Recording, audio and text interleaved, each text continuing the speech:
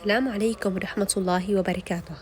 فيديو اليوم رح نكمل سلسلة تعلم المونتاج من الصفر حتى الاحتراف بتطبيق أنشات.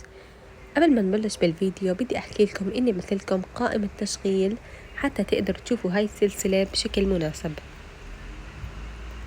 اليوم الفيديو رح يكون عن كيف نعمل الفيديو على حجم اليوتيوب، سناب شات، تيك توك، انستغرام. ويلا نبدأ بالفيديو. أول خطوة ندخل على تطبيق أنشات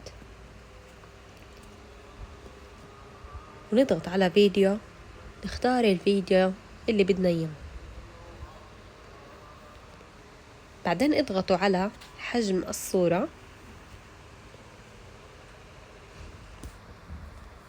بعدين اضغطوا على النسبة وراح يكون عندكم حجم الريلز، حجم التيك توك، حجم اليوتيوب، انستغرام، والعديد من الأحجام تقدروا تستخدموها كلياتها بشكل مجاني.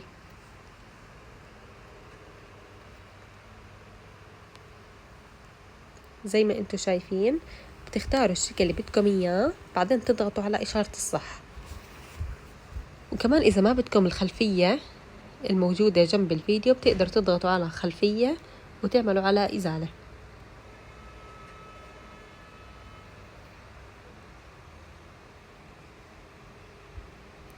وبس هاد كان الفيديو، بتمنى يكون عجبكم.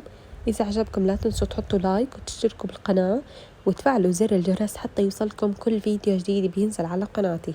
لا تنسوا تشيروا الفيديو لأصحابكم حتى يستفيدوا من هاي السلسلة. السلام عليكم ورحمة الله وبركاته.